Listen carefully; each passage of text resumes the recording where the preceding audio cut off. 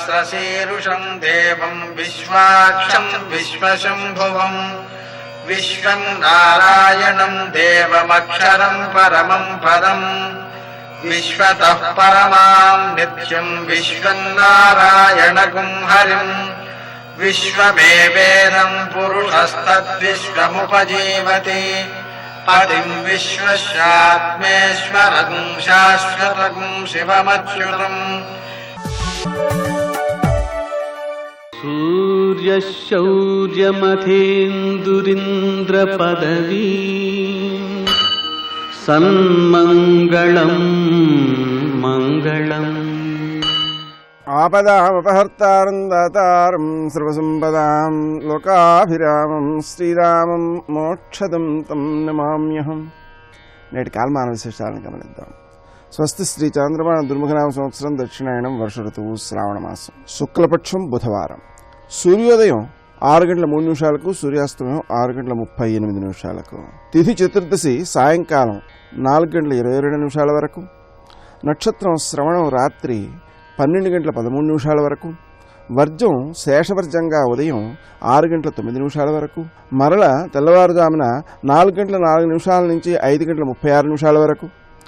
దుర్ముహూర్తం మధ్యాహ్నం 11:55 నుంచి 12:46 వరకు. అమృతకాలం మధ్యాహ్నం 2 నుంచి 3:34 వరకు. రాహుకాలం బుధవారం కాబట్టి మధ్యాహ్నం 12 నుంచి 1:30 వరకు. అష్టకవర్గరీత్యా శుభప్రదమైన సమయం ఉదయం 8 గంటలకి. నేటి విశేషాల్లో శ్రావణ మాసం విశేషించి పుష్కరాలు. ఈ సందర్భంగా మనం పుష్కర స్నానాధికం చేయటం, అలాగే శ్రావణ మాసానికి సంబంధించి ఋగ్వేద ఉపాకర్మ అనేటువంటిది ఈరోజు చేస్తుంటారు. కొత్తగా ఉపనయన వారు ఇక్కడ ఉపనయనం సిద్ధించడం కోసం, అలాగే ఉపాకర్మ ద్వారా వేద మంత్ర అధ్యయన అర్హత సిద్ధించడం కోసం ఈ ఉపాకర్మ చేస్తూ ఉంటారు. అదేవిధంగా శివ పవిత్రారోపణం, నిత్య పూజ చేసుకున్న దాని యొక్క సత్ఫలితం పరిపూర్ణంగా మనకు సిద్ధించాలి అంటే ఈ పవిత్రారోపణ అనేటువంటి ప్రత్యేక పూజ కూడా చేయాలి. మనకు స్వయంగా చేసే అవకాశం లేకపోతే ఆలయంలో దర్శనం చేసుకోవచ్చు. హయగ్రీవ అవతారం, హయగ్రీవుడు విష్ణుమూర్తి యొక్క అవతారం. లక్ష్మీ హయగ్రీవుడు బుధవారం కూడా కాబట్టి లక్ష్మీ హయగ్రీవుడిని కనుక మనం పూజించుకున్నట్లయితే విద్యలో అభివృద్ధి కలుగుతూ ఉంటుంది, విద్యార్థులకు ముఖ్యంగా ఉపకరిస్తుంటుంది. పిల్లలు పరీక్షలు రాసేటప్పుడు తల్లిదండ్రులు ఈ హయగ్రీవాయ నమః అనే మంత్రాన్ని ఉచ్చరించడం ద్వారా పిల్లలు బాగా పరీక్ష రాయగలుగుతారు. అలాగే ఈరోజు వరాహావతారం, శ్రీ వరాహాయ ధరణ్యుద్ధారకాయ నమః అనే మంత్రాన్ని కనుక మనం జపించుకుంటూ ఉన్నట్లయితే భూమికి సంబంధించినటువంటి తగాదాలు మొదలైనటువంటివన్నీ కూడా తొలగిపోతాయి, భూలాభం కలుగుతుంటుంది. అలాగే సర్పబలి, మనం ఆ సర్పరూపంలో ఉండేటువంటి సుబ్రహ్మణ్య స్వామికి సమర్పించేటువంటి ఏ పూజా విధానం ఉందో ఆ ఆచరించడం ద్వారా ఉత్తమ సంతానం కలుగుతుంది. అదేవిధంగా కుండలిని శక్తి యొక్క ప్రేరణ ద్వారా ఆధ్యాత్మికమైన ఔన్నత్యం కలుగుతుంది. అలాగే సాయంకాలంతోనే మనకు చతుర్దశి పూర్తయిపోతున్నందువలన సూర్యాస్తమయం అయిన తర్వాత పూర్ణిమ రాత్రి వేళ ఉంటున్నందువలన ఈరోజు పూర్ణిమ పూజ ప్రత్యేకించి చేయడం ఉత్తమమైన ఫలితాలను ఇస్తూ ఉంటుంది.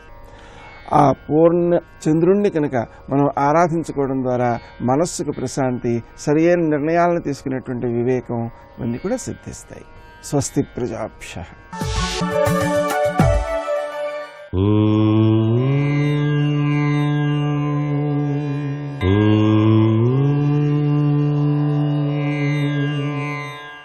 ఓం నమో నారాయణాయ. ఓం నమః శివాయ. శ్రీమాత్రే నమః. కృష్ణవేణి నమోస్తుతే. ఈ యొక్క సుదినం శ్రావణ శుద్ధ చతుర్దశి, శివుని ఆరాధన చేయాలి. శ్వేతవర్ణ పుష్పాలతో శివారాధన చేసి చిమ్మిలి నివేదన చేసినట్లయితే సకల శుభాలు కూడాను కలుగుతాయి అని చెప్పేసి శాస్త్రం. శివ పవిత్రారోపణం చేసేటువంటి విధి విధానం కూడా ఈరోజు ఉన్నది. ఏది ఏమైనప్పటికీ కృష్ణవేణి పుష్కర శుభ సందర్భంలో ప్రతినిత్యం కూడాను నదీ తీరంలో స్నానం ఆచరించడం జన్మాంతరాల పాపాలని పటాపంచలు చేస్తుంది. అధిదైవిక శక్తి యొక్క ప్రభావం ఆ నదిలో నిక్షిప్తమై ఉంటుంది. కాబట్టి పుష్కరుడు 12 సంవత్సరాలకు ఒక్కసారి మాత్రమే వచ్చేటువంటి ఈ సదవకాశాన్ని మనం సద్వినియోగం చేసుకుందాం. ఈ పుష్కరాల సమయంలో కృష్ణవేణమ్మకు ప్రసాదించేటువంటి చీర, రేవిక, గాజులు, పసుపు, కుంకుమ నదిలో వదలకుండా పవిత్రవంతమైనటువంటి భావనా పరంపరతో సువాసనచ్చిత ప్రీత అంటూ శ్రావణ మాసం కాబట్టి పెద్ద ముత్తైదువులకు నదీ తీరంలో మీరు దానంగా ఇచ్చినట్లయితే చాలా సత్ఫలితాన్ని సాధించుకోవటానికి ఆస్కారం ఉంది. పూలు, పండ్లు, రేవిక, అలాగే వస్త్రాలు, వివిధ రకాలైనటువంటి మంగళకరమైనటువంటి వస్తువులన్నింటినీ కూడాను సువాసిన చితప్రీత అంటూ కృష్ణవేణమ్మ నీకు నమస్కృతాంజలి గడిస్తున్నాం. నీ యొక్క అనుగ్రహ కరుణాకటాక్ష వీక్షణాల వల్లనే ఈ యొక్క భూమి అంతా కూడాను సస్యశ్యామలవంతమై పంటలన్నీ కూడాను చాలా చక్కగా పండేటట్టుగా చేసి మాకు అన్నపూర్ణగా ఖ్యాతిని గంచావు తల్లి, నీకు నమోస్తుతే అంటూ ఆ తల్లిని ఆరాధన చేసి సువాసనలను అర్చించేటువంటి విధి విధానం కూడా ఉంది. ఈరోజు 6వ రోజు సరస్వతీదేవిని అర్చన చేయాలి. గంధం, కస్తూరి మొదలైనవి దానం చేయాలి. ఔషధం పంచాలి. సర్వే జనా సుఖినో భవంతు.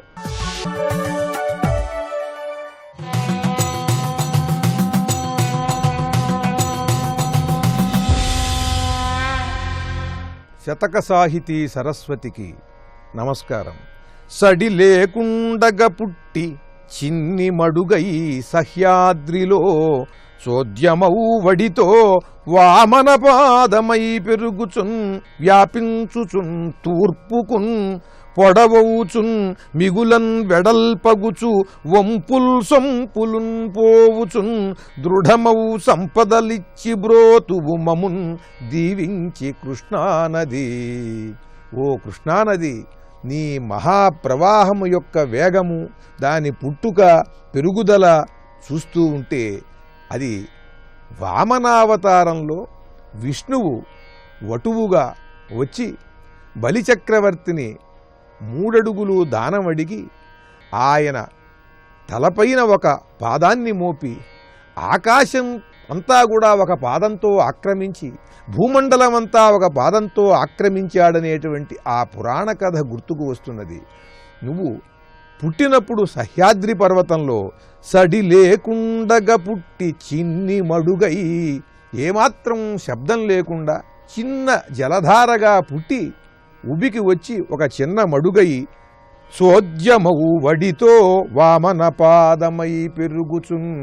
ఆశ్చర్యకరంగా ఆ మడుగు నుండి ఒక వేగంతో ముందుకి భూమిని ఆక్రమిస్తున్న వామనపాదంలా, ఆకాశాన్ని ఆక్రమిస్తున్న వామనపాదంలాగా నువ్వు జాగ్రత్తగా వేగంగా పెరుగుతూ వ్యాపించుచున్ తూర్పుకున్, తూర్పు వైపుకి నువ్వు మహావేగంతో వ్యాపిస్తూ పొడవవుచున్, చాలా పొడవుగా వ్యాపిస్తున్నావు. అంత మాత్రమే కాదు, మిగులన్ వెడల్పగుచు, మళ్ళీ వెడల్పుగా కూడా వ్యాపిస్తున్నావు. వంపుల్ సొంపులున్ ప్రోవుచున్ దృఢమవు సంపదలిచ్చి బ్రోతువు మమున్ దీవించి కృష్ణానది.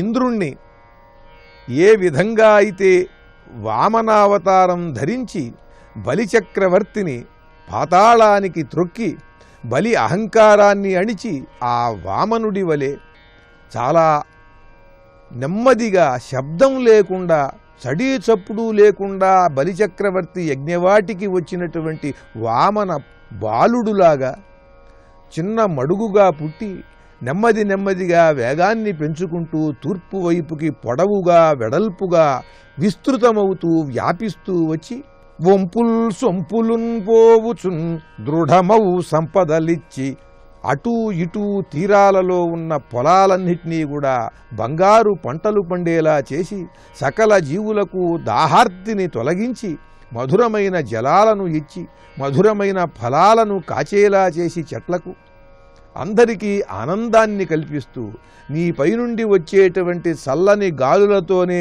అన్ని పాపములు రోగములు తగ్గిపోయేలా చేస్తూ అందరికీ కనువిందు చేస్తూ అలా సముద్రంలోకి నువ్వు వెళ్ళిపోయి కలుస్తున్నావు. ఓ కృష్ణానది, నువ్వు చేసేటువంటి అద్భుతమైన కృత్యములు, నువ్వు ఇచ్చేటువంటి వరములు ఏ దేవతలు ఇవ్వగలరు? జై కృష్ణానది. జయ జయ జయ శ్రీ హరిప్రియ రాణి సిరి మహాలక్ష్మి మంగళదాయని జయ జయ హే మధుసూదన కామిని శ్రీ మహాలక్ష్మి నమోస్తుతే. ఆవిడ కన్ను విప్పి ఒక్కసారి చూసిందనుకోండి, ఆ చూపుల చేత లోకములన్నీ బ్రతుకుతాయి, చైతన్యాన్ని నింపుకుంటాయి. అంతటి గొప్ప స్థితిలో చూపిస్తుంది. అందుకే పోతన గారు ఆ చిన్న పద్యం అంతా కూడా మెరుపులతోటే తీసుకెళ్లారు.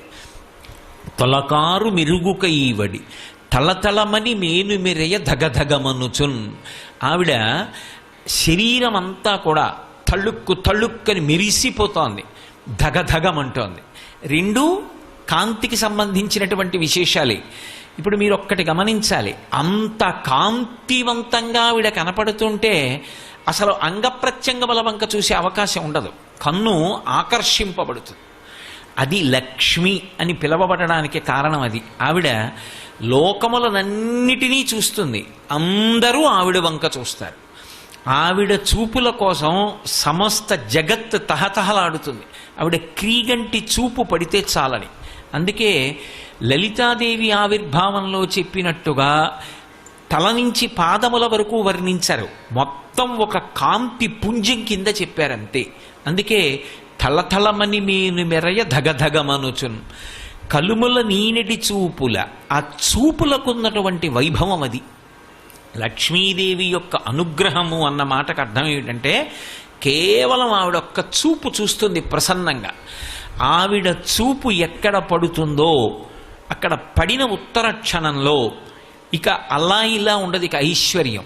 అది ఉత్సాహం కానివ్వండి, సంతోషం కానివ్వండి, పూనిక కానివ్వండి, అక్కడ ఉండేటటువంటి సంపద కానివ్వండి, అవన్నీ కూడా అంత పుష్కళత్వాన్ని పొందుతాయి, అంత సంతోషంగా ఉంటుంది. అందుకే ఆవిడ చూపులలోంచే అంతటి అనుగ్రహ ప్రసరణం చేసింది. అందుకే ఐశ్వర్యం ఎక్కడి నుంచి ఇస్తుంది అంటే ఆమె యొక్క చేతిలోంచి ఇస్తుంది అని చెప్పడం సాధ్యం కాదు. అందుకే లక్ష్మీ కటాక్షము అంటూ ఉంటారు. ఆవిడ చూపు పడితే చాలు, ఒక్కసారి అలా ప్రసన్నంగా చూసిందా, ఇక అక్కడ ఎంత ఐశ్వర్యం ఏర్పడుతుంది అనేటటువంటి దాని గురించి చెప్పడం ఎవరికీ సాధ్యం కాదు. అయితే మీరు ఒక్క విషయం జ్ఞాపకం పెట్టుకోవాలి, నేను ఐశ్వర్యము ఐశ్వర్యము ఐశ్వర్యము అన్న మాట వాడుతున్నప్పుడు కేవలము నేను సంపద గురించి మాట్లాడుతున్నాను అని మీరు అనుకోకూడదు. కేవలం ధనం ఒక్కదాని గురించి నేను మాట్లాడటం లేదు. శ్రీ సూక్తం అలా మాట్లాడలేదు. కేవలం డబ్బొక్కటే లక్ష్మీదేవి ఇస్తుంది అని నిర్ధారణ చేయకూడదు. లక్ష్మి అంటే జీవితాన్ని పండించగలిగినటువంటి శక్తి. ఆవిడ ఇది ఇస్తుంది ఇది ఇవ్వదు అని ఉండదు, ఆవిడ దేన్నైనా ఇవ్వగలదు. అందుకే కలుముల నీనడి చూపుల, ఆమె చూపుల చేత సమస్తమైన ఐశ్వర్యాన్ని ఇవ్వగలిగినటువంటి తల్లి అయి ఆవిడ చెలువంబుల మొదటి టెంకి సిరి పుట్టె నృపా. ఆమె ఈ లోకానికంతటికీ కూడా అద్భుతమైనటువంటి సౌందర్య రాశి, లోకమాత మొట్టమొదట సృజింపబడింది అన్నారు. అంటే మళ్ళీ క్షీర సముద్రంలోంచి ఆమె తల్లి క్షీరసాగరానికి కుమార్తెగా ఉద్భవించింది. ఇది ఆమె యొక్క అవతార స్వీకారమునందుండేటటువంటి తత్వం. ఇప్పుడు ఆవిడ క్షీరసాగరంలోంచి వచ్చింది, పాలసముద్రానికి కూతురు. పాలసముద్రానికి ఆవిడ కూతురు కాబట్టి ఇంతకుముందు ఆవిడ లేనిది ఇప్పుడే వచ్చింది అని చెప్పడం కుదురుతుందా? కుదరదు. ఆమె ఇంతకు ముందు కూడా ఉంది, ఇంతకు ముందు ఉన్నది, అప్పుడు ఉన్నది, ఎప్పుడూ ఉంటుంది. కానీ ఇందులో ఒక పెద్ద రహస్యం మాత్రం ఉంటుంది. ఆమె ఇలా చాలామందికి కుమార్తెగా వస్తుంది. ఒకప్పుడు క్షీరసాగరానికి కుమార్తెగా వచ్చింది, ఒకప్పుడు భృగువుకి కుమార్తెగా వచ్చింది, ఒకప్పుడు జనక మహారాజు గారికి కుమార్తెగా వచ్చింది, ఒకప్పుడు ఆకాశరాజుకి కుమార్తెగా వచ్చింది. అసలు యథార్థంగా చెప్పాలంటే ఎవరి ఇంట ఆడపిల్ల పుట్టినా లక్ష్మియే వస్తోంది అని గుర్తు. ఎందుకో తెలుసా? ఆడపిల్ల వస్తోంది అంటే చాలామంది ఆడది ఆడపిల్ల అన్న మాట వాడితే ఏదో తక్కువ అనుకుంటారు. కాదు, తెలుగు భాషలో ఆడపిల్ల ఆడది అన్న మాటకు అర్థం ఏమిటంటే శ్రీ మహాలక్ష్మి అని అర్థం. ఆడపిల్ల, ఆడ అంటే అక్కడ అని అర్థం. అక్కడి పిల్ల, అక్కడి పిల్ల ఇక్కడ పుట్టింది. ఇక్కడ ఎందుకు పుట్టింది అంటే ఇక్కడ పుట్టి నన్ను ధన్యుణ్ణి చేసింది. ఎవరా పిల్ల? పేరు నేను పెట్టాను తర్వాత, ఆమె లక్ష్మి. అందుకే ఎవరి కడుపున ఆడపిల్ల పుట్టనివ్వండి, ఆ పిల్ల పీటల మీదకి వెళ్ళినప్పుడు మాత్రం పద్మంలోనే వెడుతుంది. పద్మంలో తీసుకెడతాను తప్ప ఏ ఇంటా కూడా ఆడపిల్లని పెళ్లి పీటల మీదకి తీసుకెళ్లేటప్పుడు నడిపించి మాత్రం తీసుకెళ్లరు. ఎవరి ఇంట పుట్టినా లక్ష్మియే పుట్టింది. పుట్టి ఆమె నారాయణుడికి మాత్రమే చెందుతుంది. ఆమె మహాపాతివ్రత్యం అటువంటిది, నిత్యానపాయని. ఆమె శ్రీమన్నారాయణుడికి ఇల్లాలు. ఆ నారాయణుడు ఎక్కడో ఆవిర్భవించి ఉన్నాడు, పెండ్లి కుమారుడు. అందుకే వయసులో మామగారు పెండ్లి కుమారుడి కన్నా పెద్దవాడైనా పిల్లనిచ్చేటప్పుడు లక్ష్మిని నారాయణునికి ఇస్తున్నానని కాళ్ళు కడిగి తీర్థాన్ని పుచ్చుకుంటాడు. లక్ష్మి ఎప్పుడూ నారాయణుడికి పక్కకే చేరుకుంటుంది. అందుకే ఆ తల్లి కూడా నారాయణుని దగ్గరికి వెళ్ళిపోతుంది. కానీ ఎంతమందికైనా కుమార్తెగా వస్తూ ఉంటుంది. ఎంతమందికైనా కుమార్తెగా వచ్చి ఎవరెవరికి కుమార్తెగా వచ్చిందో వాళ్ళని అనుగ్రహిస్తుంది. అందుకే మీరు చూడండి, 2 రకాలైనటువంటి అదృష్టాలు ఇవ్వాలి అనుకుంటే ఆడపిల్లగా వస్తుంది. ఒకటి, సాక్షాత్ లక్ష్మీదేవి ఇంట్లో పుట్టింది. అందుకే మగపిల్లవాడికి చేయడానికి అలంకారములు తక్కువ ఉంటాయి, ఆడపిల్లకి చేయడానికి అలంకారాలు చాలా ఎక్కువగా ఉంటాయి. ఆడపిల్ల ఇంట్లో తిరుగుతోందనుకోండి, లక్ష్మీదేవిది తిరిగినట్టే. ఒకటి, ఆ పిల్ల పుట్టిన వేళ, ఆ పిల్ల తిరిగిన వేళ సాక్షాత్ లక్ష్మీదేవి ఇంటికి వచ్చిందని గుర్తు. 2, ఆడపిల్ల పుట్టింది అంటే ఆ పిల్లని ఎక్కడికి చేరుస్తున్నారు? ఎవరో ఓ పేరున్నవాడికి కాదు ఇస్తున్నది, సాక్షాత్తు నారాయణ స్వరూపాయ వరాయ. ఆ వరుడు నారాయణ స్వరూపుడు. ఇప్పుడు లక్ష్మిని నారాయణుడి పక్కకి చేర్చారు. ఆ చేర్చిన కారణం చేత ఏమైంది? 10 పూర్వేషాం దశాపరేషాం, 10 తరాలు నా తర్వాత వచ్చేవి, 10 తరాలు నా ముందున్నవి, నేను ఒక తరం, 21 తరాలు ఉద్ధరింపబడ్డారు, ఉన్నత లోకాలకి వెళ్ళారు. ఏది మగపిల్లవాడి విషయంలో చూపించండి అలా ప్రమాణం. అలా చేయగలడా? సాధ్యం కాదు. అమ్మవారు అనుగ్రహిస్తే ఆ తల్లి వీళ్ళని నేను విశేషమైనటువంటి ఫలితము చేత సత్కరించాలనుకుంటున్నాను అనుకుంటే ఆడపిల్లగా వస్తుంది. అందుకే ఆడది ఆడపిల్ల ఈ మాటలు తక్కువతనమని ఎవడనుకున్నాడో నాకు అర్థం కాదు. అంతకన్నా గొప్ప మాట లోకంలో ఇంకోటి ఉండదు. ఆడపిల్ల అంటే నారాయణుని సొత్తు, శ్రీ మహాలక్ష్మి అని దానికి అర్థం. కాబట్టి ఇప్పుడు ఆ పిల్ల ఇక్కడ పుట్టింది, అక్కడికి వెళ్ళింది, ఇప్పుడు ఇక్కడ వంశాన్ని వదిలేసింది, ఇంటి పేరు వదిలేసింది, ఇక్కడ ఉన్నవారిని విడిచిపెట్టేసింది, భర్త చెయ్యి పట్టుకుని వెళ్ళిపోయింది. ఇప్పుడు ఆమె అక్కడ మహాపతివ్రత అయి ప్రవర్తించింది. ఎవరు తరిస్తారు అంటే కేవలము అత్తవారు కాదు, ఆ పిల్ల నడవడి చేత 2 వంశములు తరిస్తాయి. పుట్టింటివారు మెట్టినింటివారు 2 వంశాలు తరిస్తాయి. అది మగపిల్లవాడి విషయం అయితే వాడు ఎక్కడ పుట్టాడో ఆ వంశం తరిస్తుంది. కానీ ఆడపిల్ల 2 వంశాలని తరింపజేస్తుంది. అందుకే అసలు ఆడపిల్ల వచ్చింది అంటే లక్ష్మీదేవే వచ్చింది. అందుకే శ్రీరామాయణంలో వాల్మీకి మహర్షి ఒక చమత్కారం చేయించారు. జనక మహారాజు గారు కన్యాదానం చేస్తున్నప్పుడు ఇయం సీత మమ సుత సహధర్మచరీతవా ప్రతీచ్య చైనాం భద్రం తే పాణిం గృహ్ణీష్వ పాణిన పతివ్రత మహాభాగా ఛాయేవాను గతా సదా అన్నారు. మమ సుత దగ్గర నుంచి మీరు చూడండి, పేరు సీత. సీత అంటే నాగటి చాలుకు పుట్టింది, ఆవిడ పెట్టుకుంది పేరు. నిజానికి ఆ పుట్టిన పిల్ల లక్ష్మి. సీత లక్ష్మీవాచకం. నా ఇంట బిడ్డ పుట్టినా కూడా ఆడపిల్ల పుడితే ఆమె ఇయం సీత మమసుత, నాకు కూతురుగా వచ్చింది. ఎందుకని? నాకు అనుగ్రహాన్ని ఇవ్వాలనుకుంది. ఆడపిల్ల ఇంటికి వచ్చింది అంటే లక్ష్మీదేవి ఇంటికి వచ్చినట్టే. అందుకే మీరు వేదంలో ఉన్నటువంటి మంత్రాల తాత్పర్యాన్ని గమనిస్తే ఒక పిల్లవాడికి పెళ్ళయింది అంటే అతని ఐశ్వర్యమంతా ఎవరిది అంటే అతనిది కాదు, ఇల్లాలు అంటారు. ఆ ఇంటి యొక్క గృహిణికి చెందుతుంది. అందుకే ఒకప్పుడు దేవేంద్రుడు లక్ష్మీదేవిని దర్శనం చేసి స్తోత్రం చేశాడు. చేసినప్పుడు ఆవిడ నేను ఎక్కడెక్కడ ఉంటానో తెలుసా అని తాను ఎన్ని చోట్ల ఎన్ని రూపాలతో ఉంటుందో చూపించింది.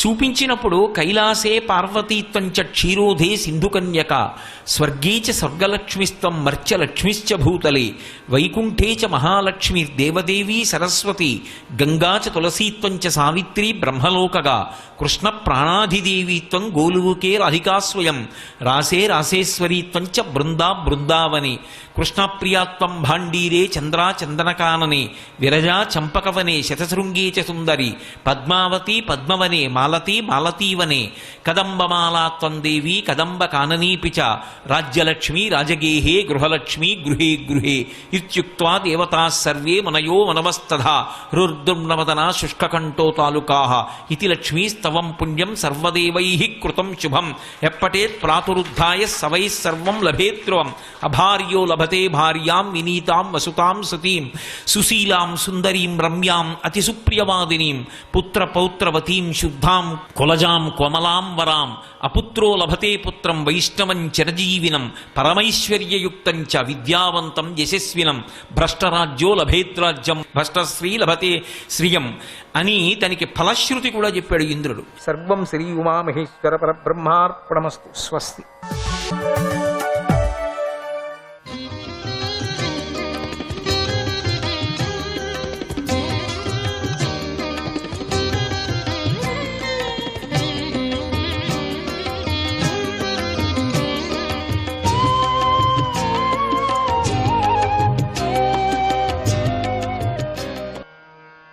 శ్రీకృష్ణాయ నమః. ఆ పృథు మహారాజు యోగ సాధన ద్వారా తాను ఈ పంచతత్వాల్లో ఎట్లా కలిపేస్తున్నాడు అనేది, అంటే పంచతత్వాలన్నీ కూడా ఆ తత్వాలంతా ఏ క్రమంలో పుట్టాయో దానికి వ్యతిరేక క్రమంలో వాటిని కలిపాడు.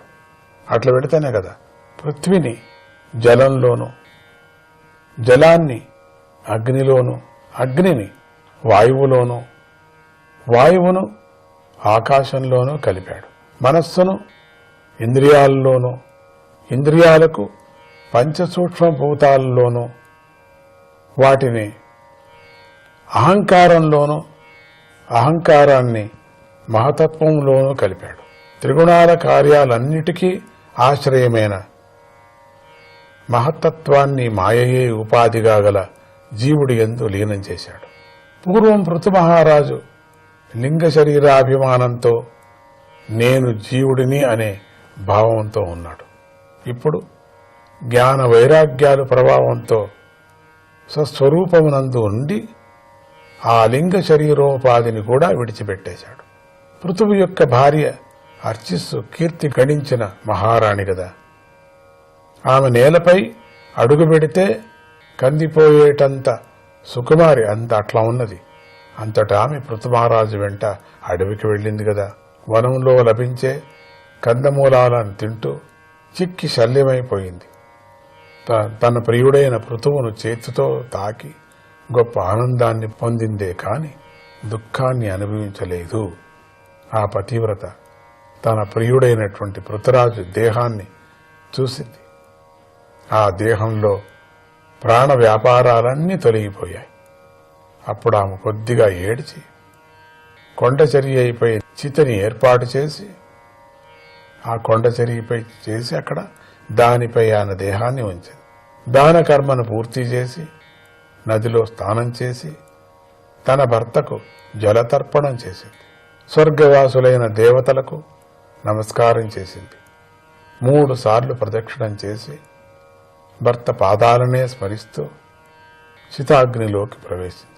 అలా ఉత్తముడైన భర్తను అనుసరించి వెళ్లిపోయిన ఆ పతివ్రతను వేల సంఖ్యలో ఎంతో మంది దేవతలు భార్యలు దర్శించారు.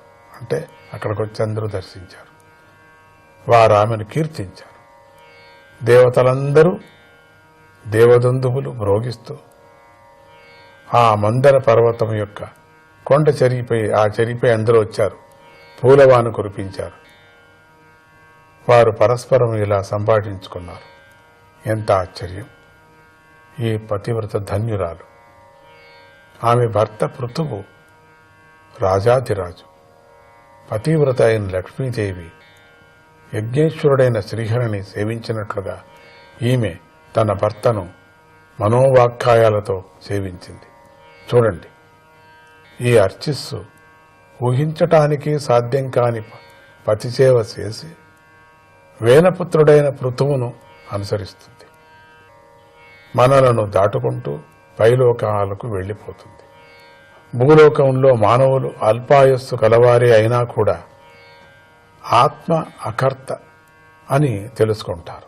భగవంతుని పరమపదాన్ని పొందాలని మోక్షధర్మాన్ని ఆచరిస్తూ ఈశ్వరుడిలో ఐక్యమవుతున్నారు. అటువంటి మానవులు సాధించలేనిది అంటూ మరొకటి ఉంటుందా? సవంచితో బతాత్మదృక్ కృచ్ఛ్రేణ మహతా భువి లబ్ధ్వాపవర్గ్యం మానుష్యం విషయేషు విషజ్యతే.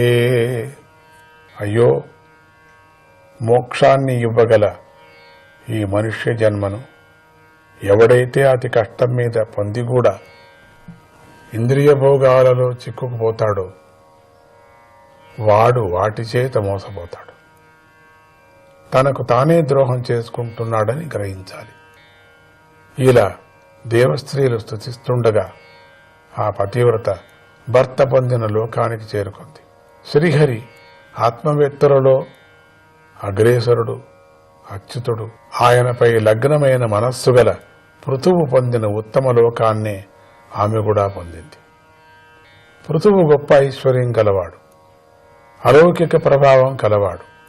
అటువంటి ఆయన గొప్ప చరిత్రను నేను నీకు వివరంగా చెప్పాను.